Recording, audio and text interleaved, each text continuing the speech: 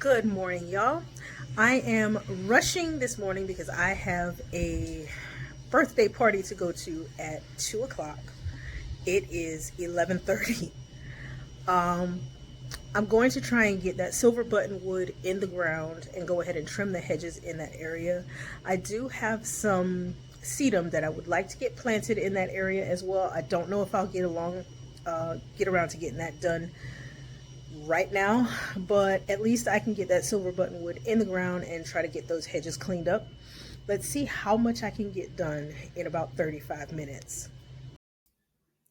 So here we are. We've got a viburnum hedge in the back, and then we have the silver buttonwood hedge. For whatever reason, these two didn't grow together the way I expected them to, even though they are spaced the way it's recommended to space them. This is why I don't really like to listen to what is on the plant tags as far as spacing, because it doesn't always work out if the plant is having any kind of difficulty getting enough sun or enough water, or just for whatever reason the plants do what they're going to do. So I'm just going to go ahead and put another silver buttonwood in the middle to fill this space in. They will be fine. It will take up the space, and I'll be able to train this hedge the way I intended. There are quite a few grass weeds growing underneath these plants as usual. There's really not a whole lot that I can do about that. I did expand this bed. It was originally only about 12 inches off my wall, and I found that I was just losing an opportunity to be able to use the space to plant, and I expanded it. I did put landscape fabric out over the grass that was here to help smother it out, and I waited a few months before I did start planting here. I don't think I used any cardboard in this area. It was just the landscape fabric, and I don't use a plastic fabric, but even the fabric, the woven fabrics, they don't break down. They're staying here, and it makes this space a little difficult to dig in. The auger does a pretty good job of getting the hole started. There are quite a few rocks here. One big one really tried to twist my wrist out of alignment, but I did manage to get the hole there, and I just used the shovel to open it up a little bit more so that I could get the plant in without too much stress. This really was an awesome day to be working outside. It was very breezy. Uh, I guess the temperature was probably about 82 at the hottest.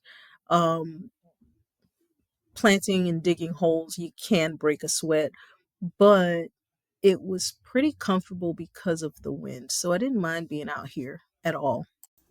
Just off camera to the left, there is a clusia that is very large, and the roots from this tree give me a challenge whenever I do try to dig here. I did have the same problem when I was putting my caladiums in over here, so I just need to cut a couple of roots to be able to make space for this root ball. Once I was able to cut up a couple of those roots, I figured I might as well try with the auger one more time to really get the space opened up so that it's nice and wide and open for the new ball. You may notice typically when I'm using the auger, I do pull it up at the top of the hole and just kind of let the auger hit the side walls to loosen up some of the soil. I don't want it to be too smooth and compacted, and it does help to open up a wider mouth of the hole. This silver buttonwood I bought several months back. I want to say more than 4 months ago. So it's just been sitting here. It does get hit with the sprinklers, which is why it's still alive, but it is circling quite a bit and has a lot of fibrous roots in the bottom of this can. So I'm just going to break this up a little bit. Does look a little bit harsh. The plant may have a little bit of a struggle from this harsh treatment, but I'm not expecting it to suffer too much, if at all. Now that that's all broken up, I'm going to press the plant down into the hole to make sure that it does sit at the bottom and doesn't float at the top with a bunch of air below it. I do use my foot to compress these into the holes, especially when I'm cutting around roots and it's a very tight hole for the plant. I just want to make sure that it's in there very good. We don't want to do this too rough because you can rip the plant apart from its roots. So just a light press with your foot. It does look more harsh than it actually is. You can see how moist the soil is after I backfill here. So I'm not going to water this in. It does get hit with the sprinklers 3 times a week. So this guy's going to be fine. And we are expecting some rain in the next couple days. I'm not really worried about it too much. Of course, there's always an opportunity to pull a couple weeds. So I'm just going to grab a couple of these grass weeds. I am not trying to weed this area. I don't have the time to do it. So it's just a habit that, oh gosh, I see a few. Let me just snatch them out.